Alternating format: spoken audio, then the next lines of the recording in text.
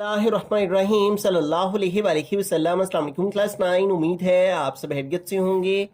आज हम करेंगे एक्सरसाइज 8 के क्वेश्चन नंबर 13 टू 16 क्वेश्चंस तक। इससे कबल हम प्रीवियस वीडियोस में एक्सरसाइज 8 के क्वेश्चन नंबर 1 टू 12 क्वेश्चंस तक डिटेल से इन तमाम क्वेश्चंस को डिस्कस कर चुके हैं। इन तमाम के लिंक्स मैंने डिस्क्रिप्शन में दे दिए हैं, आप इनसे रिलेटेड भी लेक्चर ले सकते हैं। एक्सरसाइज 8 का क्वेश्चन नंबर 13 है, prove that for any two non-empty sets A and B, comma A intersection B whole complement is equal to A complement union B complement। तो हमने प्रूव करना है, ये एक डिमॉर्गन का लॉ है। एज यू नो कि यूनिट 3 के अंदर हमने ये लॉज अंडरस्टैंड किए थे। तो यहाँ पे इन लॉज को लॉजिक की मदद से जो है वो प्रूव करना है। यहाँ पे यूनिट 3 में ये देखें, यहाँ पे डिमॉर्गन के 2 लॉज यहाँ पे मेंशन है। ठीक है, बड़ा इंपॉर्टेंट क्वेश्चन है। इन दोनों लॉज को ही यूनिट 8 में लॉजिक की मदद से प्रूव किया गया है। ठीक है, ये देखें, फर्स्ट जो यूनियन वाला लॉ है उसको यहाँ पे इसी यूनिट में 154 पे जो एग्जांपल नंबर 7 है, इसमें ये देखें, unit B whole complement is equal to A complement intersection B complement. ये यूनियन वाले लॉ को जो है वो प्रूव किया गया है। जबकि ये जो हमारा क्वेश्चन है इसमें डिमॉर्गन का सेकेंड लॉ जो है A intersection B whole complement is equal A complement union B complement, इसको हमें प्रूव करने को कहा गया है। ठीक है, तो अगर आपको ये क्वेश्चन समझ में आ जाता है तो उसी की तरह से ये एग्जांपल भी है, ये भी आपको समझ में आ जाएगी। तो यहाँ पे एक नोट है जो कि अंडरस्टैंड करना जरूरी है इसको समझने के लिए।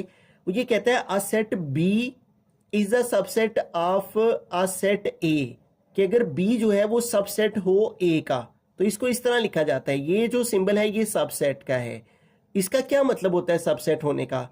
If every element of set B, अगर बी का हर element is also an element of set A, वो ए का भी सेट हो, यानी बी के अंदर जो तमाम एलिमेंट्स हैं वो सेट ए में भी मौजूद हों, तो हम उसको इस तरह लिखते हैं B subset A if for all.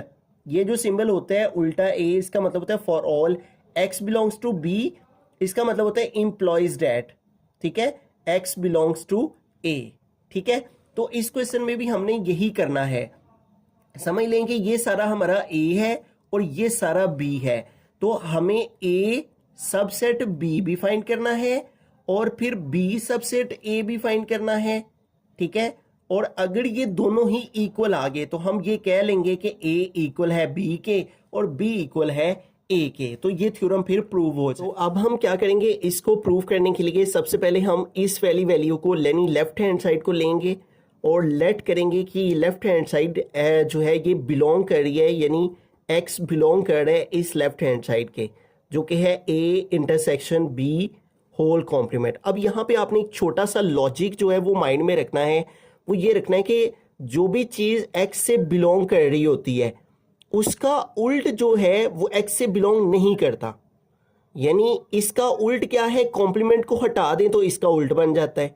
ठीक है, तो ये फिर ये अगर एक्स बिलोंग करता है ए इंटरसेक्शन बी के कॉम्प्लीमेंट से, तो एक्स फिर किससे बिलोंग नहीं करेगा, ए इंटरसेक्शन बी से, यानी इसका कॉम्प्लीमेंट हटा देंगे हम। ठीक है, अब दोनों को जो है डज नॉट बिलोंग अलग अलग कर लेंगे कि X does not belong A and जो है X does not belong B. ठीक है, इस तरह से। अब जबकि हमने इन दोनों का जो है वो डज नॉट बिलोंग अलग अलग कर दिया, अब दोबारा से हमने इसको देखना है कि ये फिर किससे बिलोंग करता है। तो एक्स जो है वो किससे बिलोंग करेगा, इसका उल्ट क्या है, ए का कॉम्प्लीमेंट। ठीक है, और इधर भी एक्स किससे बिलोंग करेगा, X does not belong B, तो फिर एक्स किससे बिलोंग कर रहा है, बी के कॉम्प्लीमेंट से। ठीक है, ऊपर मैंने बताया आपको कि x बिलोंग कर रहा है इसके कॉम्प्लीमेंट से, तो फिर किससे बिलोंग नहीं करेगा, कॉम्प्लीमेंट हटा देना है तो उससे बिलोंग नहीं करेगा। फिर दोनों को सेपरेट सेपरेट किया, x does not belong a and x does not belong b। और फिर x अगर a से बिलोंग नहीं करता तो फिर किससे बिलोंग करता है, a के कॉम्प्लीमेंट से। a का उल्ट a का कॉम्प्लीमेंट। x b से बिलोंग नहीं करता तो फिर किससे करता है, b के कॉम्प्लीमेंट से। ठीक है, अब देखें हमने इस साइड से जो है वो इस तरफ जाना है।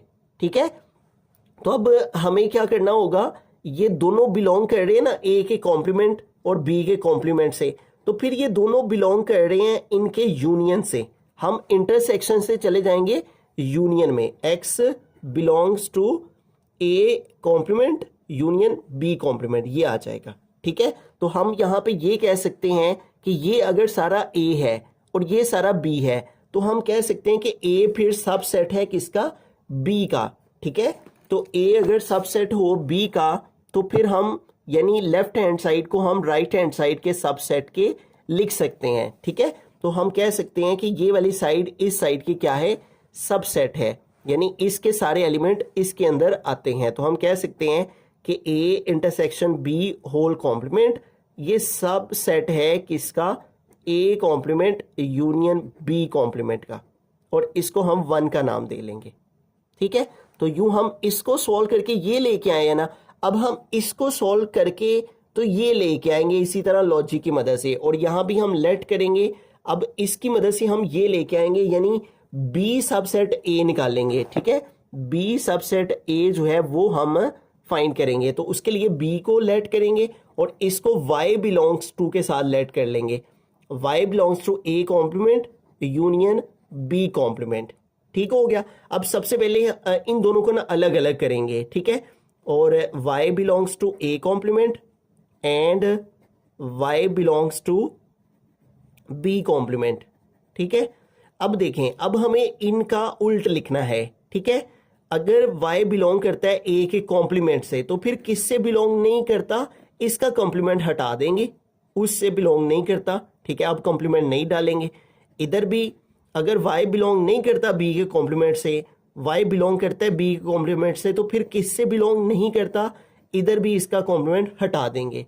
जब भी उल्ट लिखना है तो उसका कॉम्प्लीमेंट उससे हटा देना है। यहाँ बिलोंग्स टू है ना, यहाँ डज नॉट बिलोंग है, यहाँ कॉम्प्लीमेंट है तो यहाँ कॉम्प्लीमेंट नहीं डालना, यहाँ बिलोंग्स टू है तो यहाँ डज नॉट बिलोंग है, यहाँ बी के ऊपर कॉम्प्लीमेंट है तो यहाँ कॉम्प्लीमेंट नहीं डालना। ठीक है, अब इन दोनों को इकट्ठा करेंगे। ठीक है, तो y does not belong a। ठीक है, और यहाँ पे एंड के लिए हमारे पास आ जाएगा इंटरसेक्शन और ये आ जाएगा b। ठीक है, अब देखें y does not belong a intersection b, तो अगर y इनके इंटरसेक्शन के साथ बिलोंग नहीं करता तो फिर किससे y बिलोंग करता है, इसके कॉम्प्लीमेंट से। इसका उल्ट क्या होगा इंटरसेक्शन b का, इसका कॉम्प्लीमेंट इसका उल्ट होगा, तो इसके ऊपर कॉम्प्लीमेंट आ जाएगा। ठीक है, तो अब देखें हमने क्या किया, यहाँ पे ये देखें हमारे पास हमने ये वाली साइड थी ना, तो इससे ये वाली साइड ले आए हैं। ये देखें a इंटरसेक्शन b, तो इसका मतलब हमने b सबसेट a b जो है वो फाइंड कर लिया। अब हम ये कह सकते हैं कि जो हमारे पास ये वाली साइड थी a complement union b complement, ये b सबसेट है किसका, इधर वाली साइड का, जो कि है a intersection b whole complement. ठीक है, और इसको हम कह लेंगे 2। तो हम 1 और 2 की मदद से हम कह सकते हैं from 1 and 2 we know that, कहते हैं फ्रॉम 1 and 2, इस 1 और 2 की मदद से हम ये जान पाए हैं कि जो a इंटरसेक्शन b का होल कॉम्प्लीमेंट है वो इक्वल है a complement union b complement के। तो ये थोड़ा सा लॉजिकल क्वेश्चन है, अगर आप 1-2 दफ़ा प्रैक्टिस करेंगे तो आपको समझ में आ जाएगा।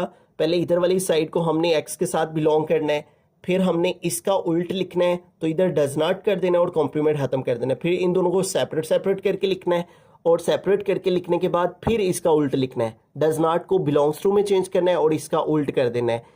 ठीक है, अगर a से बिलोंग नहीं करता तो फिर a के कॉम्प्लीमेंट से बिलोंग करता है, इधर भी ऐसे ही, और फिर इन दोनों को इकट्ठा कर देना है। ठीक है, तो यूं देखें हमारे पास इस साइड की मदद से ये वाली साइड आ जाएगी, तो हम इस साइड को इसका सबसेट लिख देंगे।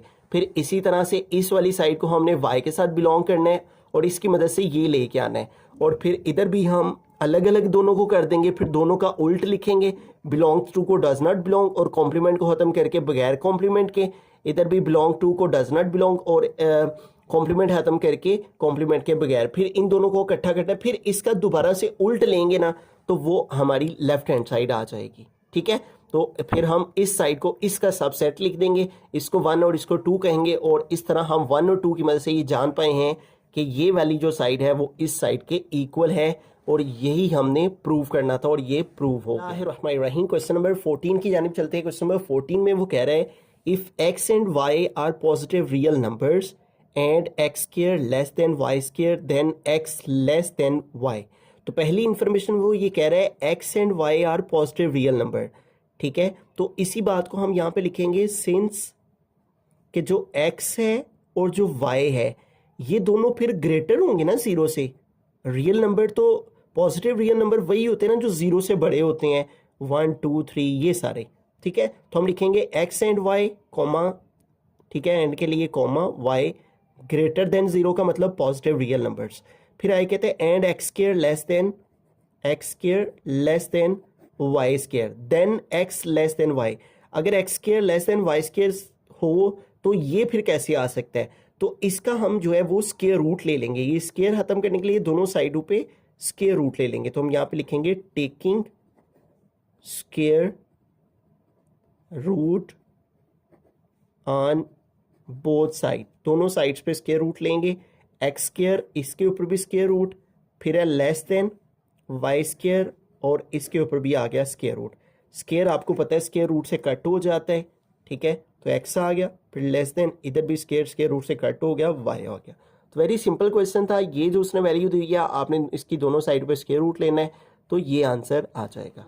क्वेश्चन नंबर 15 की यानी चलते हैं। क्वेश्चन नंबर 15 है prove that the sum of the interior angles of a triangle is 180। कि एक जो ट्राइंगल होती है उसके जो इंटीरियर एंगल्स होते हैं, इंटीरियर एंगल्स का मतलब अंदर वाले एंगल्स है, उनका जो सम होता है उनको प्लस करें तो आंसर 180 डिग्री आता है। इस बात को प्रूव करें। अब इसको ये एक थ्योरम है बेसिकली, तो जिन स्टेप्स को हम थ्योरम में यूज करते हैं, गिवन, प्रूव, कंस्ट्रक्शन, फिर प्रूव, स्टेटमेंट और रीजंस के जरिए ये बात साबित करते हैं, उसी तरह से इसको भी साबित करना है कि एक जो ट्राइंगल है उसके तमाम जो अंदरूनी एंगल्स होते हैं उनका जो सम है उनको प्लस करें तो 180 डिग्री आता है। अब गिवन में हम जो है वो यहाँ पे एक ट्राइंगल हमने ले लिया है जिसको हम ए बी और सी का नाम दे लेंगे, ठीक है, और इसी को हम यहाँ पे लिखेंगे कि हमारे पास एक ट्राइंगल है ए बी सी। गिवन में हम यही बात लिखेंगे कि आर ट्राइंगल, और वो ट्राइंगल है ए बी सी। अब प्रूफ क्या करना है, जो हमने क्वेश्चन उसने दिया हुआ है कि सम ऑफ इंटीरियर एंगल जो है उनका सम 180 होता है, इसी बात को हमने प्रूफ में लिखना है। तो प्रूफ में हम लिखेंगे कि एंगल ए इसको प्लस करें, एंगल बी को प्लस करें और एंगल सी को प्लस करें तो आंसर क्या आता है 180। आप वर्ड्स की शक्ल में ये स्टेटमेंट लिखना चाहें the sum of the interior angle of a triangle is 180, ये भी यहाँ पे लिख सकते हैं। और अगर आप सिंपली ये लिखना चाहें कि measurement angle A plus measurement angle B plus measurement angle, ये एंगल का सिंबल है, ठीक है, सी इक्वल है 180 डिग्री के, आप इस तरह भी लिख सकते हैं। और ये स्टेटमेंट उठा के भी आप यहाँ पे लिख सकते हैं, यहाँ से लेके कि the sum of the interior angle of a triangle is 180 degree, ठीक है। यहाँ पे हमने ये तीनों एंगल लिख दिए, ए बी सी इक्वल है 180 डिग्री के, ये बात हमने साबित करनी है। अब इसको साबित करने के लिए हम कुछ इसके अंदर खुद से कंस्ट्रक्ट करेंगे। वो क्या कंस्ट्रक्ट करेंगे, सबसे पहले हम यहाँ पे एक लाइन ड्रॉ करेंगे इसके ऊपर वाले एज के ऊपर यहाँ पे, ठीक है, और इस लाइन को हम नाम दे लेंगे एल एम का, ठीक है, इस पॉइंट को एल कह लेते हैं और इधर वाले इसके पॉइंट को एम कह लेते हैं, ठीक है। तो हम इसी लाइन के बारे में सबसे पहले यहाँ पे लिखेंगे draw a line L M, ठीक है, कि हमने एक लाइन जो है एल एम वो ड्रॉ की है, ठीक है। और ये जो एल एम लाइन हमने ड्रॉ की है ये हमारे इस सी पॉइंट पे मिल रही है, ठीक है, और ये लाइन ए बी के पैरेलल भी है, ठीक है, एल एम थ्रो सी, ठीक है, सी के साथ मिल रही है, ठीक है। और इसके अलावा ये लाइन पैरेलल भी है, पैरेलल का मतलब होता है मतवाजी, आमने सामने होना, इस तरह भी पैरेलल होता है, इस तरह भी, इस तरह भी, ठीक है। तो ये देखें ए बी के पैरेलल है, ए बी की लाइन भी इस तरह है और एल एम की लाइन भी, तो ये दोनों एक ही डायरेक्शन में हैं, तो इसलिए ये पैरेलल है। Draw line L M through C, और ये पैरेलल भी है किसके, टू ए बी के, ठीक है। और इस लाइन के ऊपर हम यहाँ पे एंगल लेबल कर देंगे 1 और इधर लिख देंगे 2, ठीक है। और इनके बारे में भी हम यहाँ पे लिख देंगे कि लेबल के हमने लिखे द एंगल्स 1 एंड 2। ये हमने कंस्ट्रक्शन में करना है। हमने ड्रॉ करनी है एक लाइन LM, ठीक है, और वो लाइन थ्रू C होगी, ठीक है, यानी C के साथ जो है वो जुड़ेगी, और ये लाइन LM पैरेलल होगी AB के, और हम लेबल करेंगे एंगल 1 और 2। इतना लिखने के बाद अब आ जाते हैं स्टेटमेंट और उसकी रीजंस की तरफ। ये देखें, ये जो एंगल A है ना, ये इस एंगल 1 के इक्वल है। अब ये कैसे इक्वल है? ये होते हैं ऑल्टरनेट एंगल, यानी एक एंगल इस तरफ बन रहा है ना, और बिल्कुल स्ट्रेट लाइन पे एक एंगल इस तरफ बन रहा है। ये भी एक स्ट्रेट लाइन है, ये भी एक स्ट्रेट लाइन है। तो अगर ये 1 है तो ये 2 है, तो 1 2 के इक्वल होगा और 2 1 के इक्वल होगा, यानी जो इधर एंगल बनेगा, ठीक है, इस लाइन के, वही एंगल इस लाइन के इधर बनेगा। तो इसे कहते हैं ऑल्टरनेट एंगल। तो हम एंगल A को एंगल 1 के इक्वल लिख लेंगे कि मेजरमेंट एंगल A किसके इक्वल है? मेजरमेंट एंगल 1 के, और इसको हम 1 का नाम दे लेंगे ऐसे।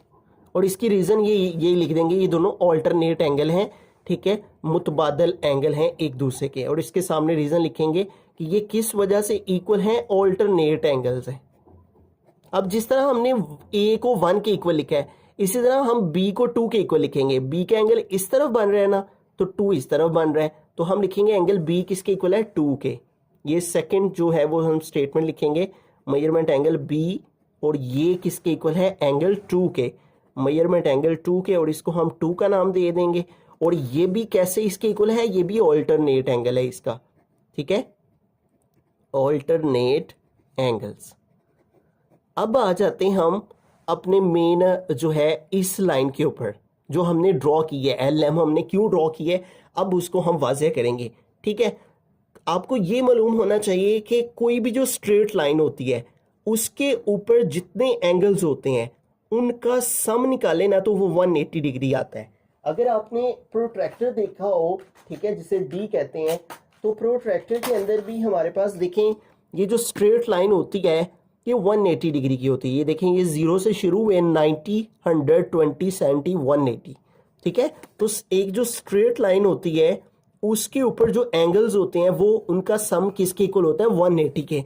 तो हम ये कह सकते हैं फिर कि ये जो एंगल हमारे पास 1 है और ये जो एंगल C है, ठीक है, जो कि इधर बन रहा है हमारे पास, और ये जो एंगल 2 है, इन सबको प्लस करें तो किसके इक्वल आते हैं? 180 डिग्री की। तो इसके बारे में हम लिखेंगे एंगल 1 प्लस एंगल ACB, या BCA भी लिख सकते हैं, ACB भी लिख सकते हैं, ठीक है। दरमियान में C आ रहा है ना, तो इसलिए C को दरमियान में ही रखना है। ACB लिख सकते हैं और BCA भी लिख सकते हैं।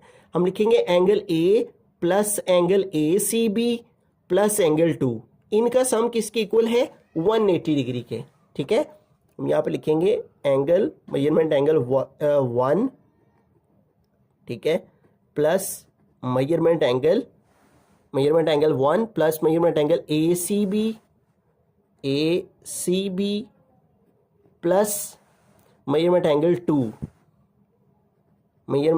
2, और इन तीनों का सम, ये तीनों स्ट्रेट लाइन पे एंगल बन रहे हैं। तो स्ट्रेट लाइन के ऊपर मैंने बताया कि एंगल किसके इक्वल होते हैं? सब 180 डिग्री के। इसके रीजन भी सामने यही लिखेंगे कि ये स्ट्रेट लाइन के एंगल्स हैं, angles of a straight line. Okay हो गया।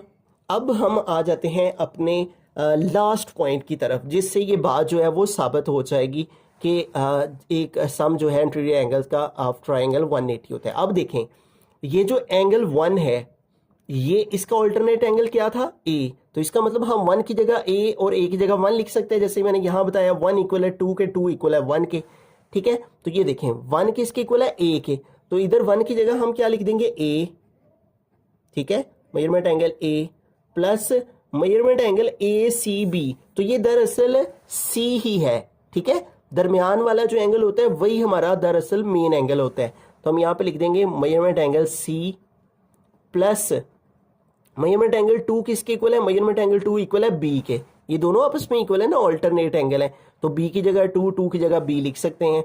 तो लिहाजा ये जो 2 है ये बी के इक्वल है, तो इसकी जगह लिखेंगे मेजरमेंट एंगल बी और ये इक्वल आ गया 180 डिग्री के। तो यूं देखें, यही हमने प्रूव करना था ना, ए बी सी इक्वल है 180। तो ये देखें ए बी और सी तीनों का सम किसके इक्वल आ गया 180 के, और इसके सामने लिखेंगे फ्रॉम 1 एंड 2। ठीक है, ये वाला 1 और ये 2, इन दोनों की मदद से हम ये कह सकते हैं कि तीनों का सम इक्वल है 180 के। तो लास्ट में लिख देंगे हम so it is proved that, so it is proved that sum of the anterior angle of a triangle, sum of the anterior angles of a triangle is 180 degree. ठीक है, तो आपने ये तीनों स्टेटमेंट्स जो हैं वो इसी डायग्राम की मदद से लिखनी है। पहले आपने ऑल्टरनेट एंगल लिखने हैं। ठीक है, कि एंगल जो 1 है, ए एंगल है वो 1 के इक्वल है, एंगल बी जो है वो 2 के इक्वल है। ठीक है, और फिर आपने जो है ये स्ट्रेट वाले लाइंस वाले एंगल लिखने हैं कि 1 प्लस ए सी बी प्लस 2, इन तीनों का सम जो है वो 180 के डिग्री है। उसके सामने लिखना है कि स्ट्रेट लाइन के एंगल्स हैं।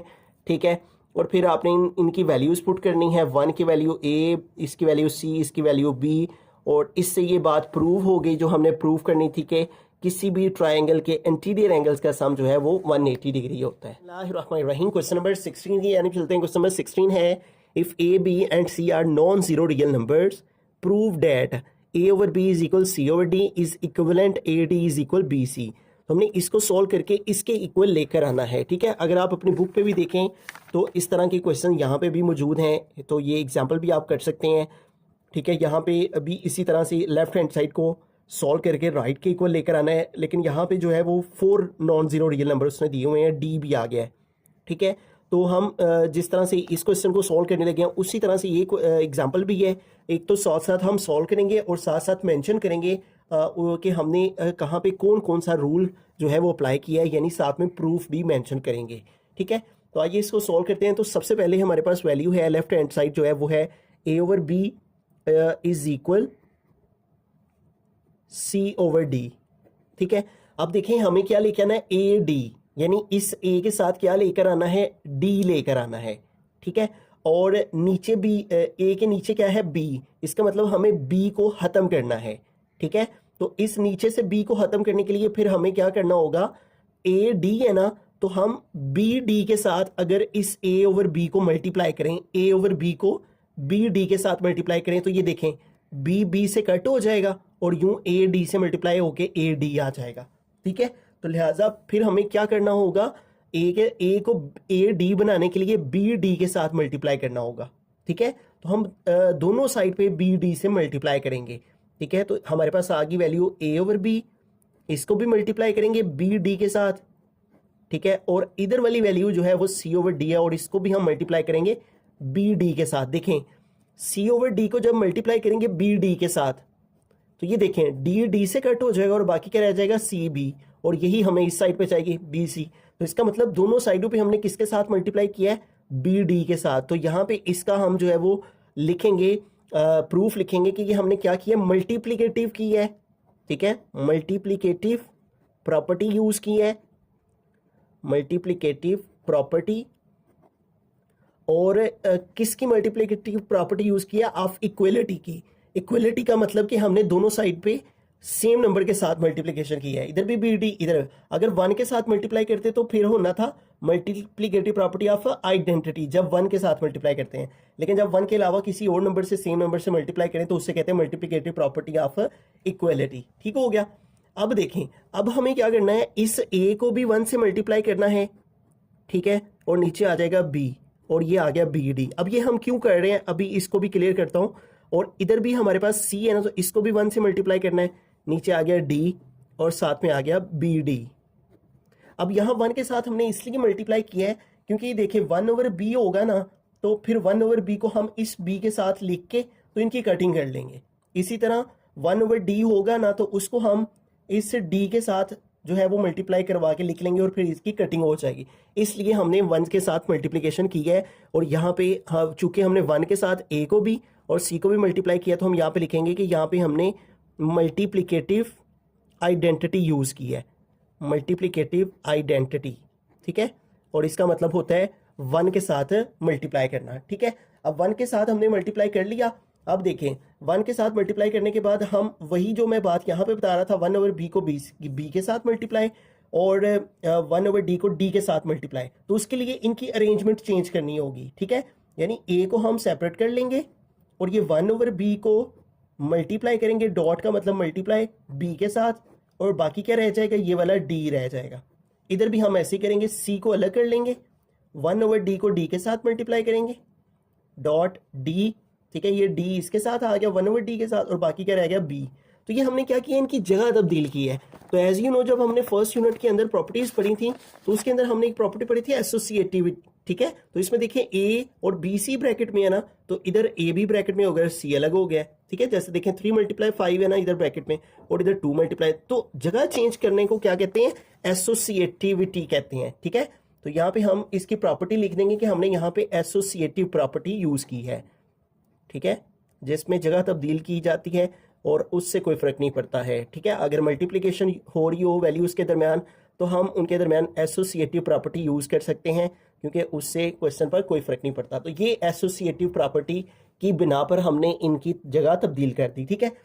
अब ये देखें, अब ये b से कट हो जाएगा, ये d से कट हो जाएगा, ठीक है। तो बाकी क्या रह जाएगा, a × 1.b रह जाएगा, ठीक है, 1.b और साथ आ गया d, और इधर भी इसी तरह से हमारे पास ये b तो कट हो गया ना, तो यहाँ पे 1 रह गया, ठीक है। b से कट a 1.d रह गया, इधर भी d से कट हो गया, बाकी रह गया c 1, ठीक है, और मल्टीप्लाई ये वाला b आ गया, ठीक हो गया। अब यहाँ पे देखें हमने किस रूल के तहत इनकी कटिंग की है, इसे कहते हैं मल्टीप्लिकेटिव इनवर्स, ठीक है। ये हमने यहाँ पे भी देखें पढ़ा था यूनिट 1 के अंदर। इनवर्स क्या होता है, यानी a है ना, तो a का इनवर्स 1/a होगा, तो a से कट हो गए बाकी 1 आ जाएगा, तो 1/a का इनवर्स a होता है। तो बिल्कुल इसी तरह 1/b का इनवर्स 1/b और d का इनवर्स 1/d, उस रूल के तहत इनकी कटिंग होके 1 आ गया। और यहाँ पे हम इसकी रीज़न लिख देंगे, यानी इसकी प्रॉपर्टी लिख देंगे कि ये मल्टीप्लिकेटिव इनवर्स है, मल्टीप्लिकेटिव इनवर्स, ओके हो गया। अब देखें, अब 1 के साथ मल्टीप्लाई कर रहे हैं ना, तो ऊपर भी हमने पढ़ा, यहाँ भी मल्टीप्लिकेटिव आइडेंटिटी कहते हैं इसको, जब भी 1 से मल्टीप्लाई करते हैं, ठीक है। तो यहाँ पे हम लिख देंगे 1 के साथ जब मल्टीप्लाई करेंगे तो आ जाएगा AD हो जाएगा, और इधर C1 CB हो जाएगा, और यहाँ पे हम लिख देंगे कि हमने मल्टीप्लिकेटिव आइडेंटिटी यूज की है, मल्टीप्लिकेटिव आइडेंटिटी, ठीक है। अब देखें हमारे पास जो यहाँ पे देखें ADBC है, लेकिन हमारे पास क्या आ रहा है, CB आ रहा है। तो हमने यहाँ पे एक प्रॉपर्टी पढ़ी है जिसे कहते हैं कम्यूटेटिव प्रॉपर्टी। तो ये देखें AB इक्वल होता है BA के, तो जगह तब्दील करने को क्या कहते हैं, अगर 2 वैल्यूज की जगह चेंज करें तो उसे कम्यूटेटिव कहते हैं, अगर 3 हो तो वो एसोसिएटिव होता है, 2 हो तो वो उसे कम्यूटेटिव कहते हैं, ठीक है। तो B को हमने पहले लिखना है, C को बाद में लिखना है, तो इसलिए उसे हम कहेंगे कम्यूटेटिव, ठीक है। तो इसकी रीज़न यहाँ पे इसकी प्रॉपर्टी लिखेंगे कि यहाँ पे हमने कम्यूटेटिव प्रॉपर्टी जो है वो यूज़ की है, कम्यूटेटिव प्रॉपर्टी। और आगे मल्टीप्लिकेशन लिखना चाहें तो ऑफ मल्टीप्लिकेशन लिख सकते हैं, कम्यूटेटिव प्रॉपर्टी ऑफ मल्टीप्लिकेशन, ठीक हो गया। तो इस तरह से ये क्वेश्चन जो है वो हमने प्रूव करना है। वैसे तो डायरेक्टली अगर क्रॉस मल्टीप्लाई करें तो AD = BC आ जाता है, लेकिन वैसे हमने नहीं करना, हमने स्टेप बाय स्टेप हर चीज़ को साथ में प्रूव करना है कि हमने क्या किया। सबसे पहले हमने हमें BD के साथ दोनों साइड पे मल्टीप्लाई करना है, तो उससे मल्टीप्लिकेटिव प्रॉपर्टी ऑफ इक्वलिटी कहेंगे। फिर A को भी 1 से मल्टीप्लाई करवाना है, C को भी 1 से, उसे मल्टीप्लिकेटिव आइडेंटिटी कहेंगे। फिर हमने इनकी जगह तब्दील करनी है, ठीक है, 1/b को b के साथ, 1/d को d के साथ, उसे एसोसिएटिव प्रॉपर्टी कहेंगे। फिर हमने इनकी कटिंग हो जाएगी तो मल्टीप्लिकेटिव इनवर्स की वजह से कटिंग होके 1 रह जाएगा इन दोनों की जगह पे। और फिर A को D से और C को B से मल्टीप्लाई किया, यहाँ 1 के साथ मल्टीप्लिकेशन हो रही है, इसे मल्टीप्लिकेटिव आइडेंटिटी कहेंगे। और फिर इनकी जगह तब्दील करनी है, B को पहले C को बाद में लिखना है, तो इसे कम्यूटेटिव प्रॉपर्टी। B पार्ट की तरफ चलते हैं, तो यहाँ पे भी लेफ्ट हैंड साइड को ले लेंगे और इसको सॉल्व करके जो है वो हम इक्वल लेकर आएंगे राइट हैंड साइड के। लेफ्ट हैंड साइड है A/B डॉट C/D। अब सबसे पहला काम हमने इसके अंदर ये करना है, हमें एक रूल है जिसे कहते हैं प्रोडक्ट ऑफ फ्रैक्शन, ठीक है। तो उसके तहत हम क्या करेंगे, ये ए को सेपरेट कर लेंगे, ठीक है, और ए की जगह बाकी 1 रह जाएगा, 1/b सेपरेट हो जाएगा। बिल्कुल इसी तरह सी को इधर से सेपरेट करेंगे और सी की जगह 1 रह जाएगा, ओवर नीचे आ जाएगा डी। तो ये इसे कहते हैं rule of product of fraction, ठीक है। और उसको हम यहाँ पे लिख देंगे rule of product of fraction, ठीक है। तो ये देखें फ्रैक्शन का प्रोडक्ट ही बनता है ना, प्रोडक्ट का मतलब मल्टीप्लिकेशन, फ्रैक्शन मीन जो वैल्यू ओवर में होती है। ये देखिए अगर हम इनको मल्टीप्लाई करें तो दोबारा यही आ जाता है। तो ये क्या है, प्रोडक्ट है यानी मल्टीप्लिकेशन। फ्रैक्शन मीन इस तरह से होना, ओवर की फॉर्म में, न्यूमरेटर और डिनोमिनेटर की फॉर्म में होना। अब अगला काम हमने ये करना है कि ये देखें, अब ये जो ए है ना इसको सी के साथ लिख लेंगे और 1/b को 1/d के साथ लिख लें, जगह तब्दील करेंगे, ठीक है। तो जगह तब्दील करने को क्या कहते हैं, एसोसिएटिव प्रॉपर्टी कहते हैं, ठीक है। एसोसिएटिव प्रॉपर्टी हमने प्रीवियस के अंदर भी ये प्रॉपर्टी यूज़ की थी जिसमें हमने जगह तब्दील की थी। तो यहाँ पे हम लिखेंगे एसोसिएटिव प्रॉपर्टी और ए को सी के साथ लिख लेंगे, ए डॉट सी अलग ब्रैकेट में लिख देंगे और फिर 1/b को 1/d के साथ अलग ब्रैकेट में लिख देंगे, 1/b डॉट 1/d, ठीक है। तो जगह तब्दील करने को एसोसिएटिव प्रॉपर्टी कहते हैं, ठीक हो गया। तो फिर अब अगेन हम अब ए को सी से मल्टीप्लाई कर देंगे तो ये हो जाएगा ए सी, ठीक है। और इधर हम 1 को 1 से मल्टीप्लाई करेंगे तो 1 1 ज़र 1 और b को d से मल्टीप्लाई करेंगे तो बी डी आ जाएगा, ठीक है। और इससे भी हम यही कहते हैं, rule of product of fraction ही कहते हैं, ठीक है। इनको इस तरह ब्रेक करके लिखें तब भी वो rule of product of fraction है, अगर मल्टीप्लाई करके लिखें तब भी वो rule of product of fraction है, ठीक है। तो हम यहाँ पे लिखेंगे rule for product of fraction, ठीक हो गया। And the very last step में अब ये ए सी 1 से मल्टीप्लाई हो जाएगा तो ए सी 1 ज़ार ए सी और डिवाइड में ये आ जाएगा बी डी, ठीक है। देखें यही हमारी राइट हैंड साइड है, ए सी ओवर बी डी। वैसे तो डायरेक्ट ही दरम्यान में डॉट है, ए को सी से मल्टीप्लाई बी को डी से करें तो यही आंसर आ जाता है, लेकिन हमने इन 3 स्टेप्स को फॉलो करके तो इसको प्रूव करना है। लास्ट में लिख देंगे हैंस प्रूव्ड कि लेफ्ट हैंड साइड इक्वल है राइट हैंड साइड के, ठीक है। बिस्मिल्लाहिर्रहमानिर्रहीम सी पार्ट है तो यहाँ पे भी हम लेफ्ट हैंड साइड को ले लेंगे और इसको सॉल्व करके राइट के इक्वल लेकर आएंगे, ठीक है। और लेफ्ट हैंड साइड है हमारी ए over B plus C over B, ठीक है। अब यहाँ पे देखिए सबसे पहला स्टेप हमने वही करना है जो कि हमने प्रीवियस पार्ट में किया है कि ए को अलग करना है और इसका ये जो बी है उस फ्रैक्शन को सेपरेट कर लेना है, प्लस इधर भी ये सी को अलग कर लेंगे, ठीक है, और 1/b को अलग कर लेंगे, ठीक है। अब ये क्या करते हैं हम, जब भी इस तरह ब्रेक करते हैं तो इसे कहते हैं product of rule of fraction, ठीक है। Product of rule of product of fraction लिख सकते हैं, rule of product of fraction, ठीक है।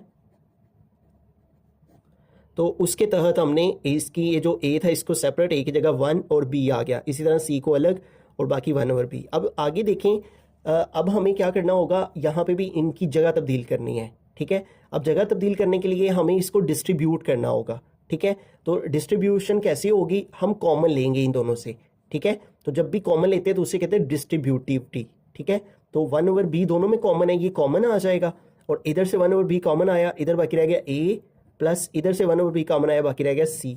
तो जब भी कॉमन लेते हैं इसे कहते हैं डिस्ट्रीब्यूटिव प्रॉपर्टी, ठीक है, या डिस्ट्रीब्यूटिव लॉ भी लिख सकते हैं, डिस्ट्रीब्यूटिव प्रॉपर्टी, ठीक है। जब भी कॉमन लेते हैं, ये प्रीवियस जब हमने क्वेश्चन नंबर 8 और 9 अंडरस्टैंड किया था उसमें भी हमने इसको पढ़ा था, ठीक हो गया। अब एंड द लास्ट दोबारा से ये देखें, a प्लस सी को 1 से मल्टीप्लाई करेंगे तो और नीचे आ जाएगा b, ठीक है। तो प्रीवियस क्वेश्चन में भी यही केस था हमारा लास्ट पे, तो दोबारा से यही रूल हम अप्लाई करेंगे, ठीक है। तो ये 1 से मल्टीप्लाई हो जाएगा a प्लस सी और नीचे इसके डिवाइड में b आ जाएगा, ठीक है। और इसको हम कह देंगे rule for product of fraction, rule for product of fraction, ठीक है, कि हमने फ्रैक्शन की मल्टीप्लिकेशन की है। तो देखिए यही हमारी राइट हैंड साइड है, a plus C over B, a plus C over B. तो हैंस प्रूव्ड हुआ कि हैंस प्रूव्ड, ठीक है, ये किसके इक्वल आ गया, a plus C over B right hand side के। तो हैंस प्रूव्ड के लेफ्ट हैंड साइड इक्वल है राइट हैंड साइड के। Thanks for watching this video, अल्लाह हाफ़िज़।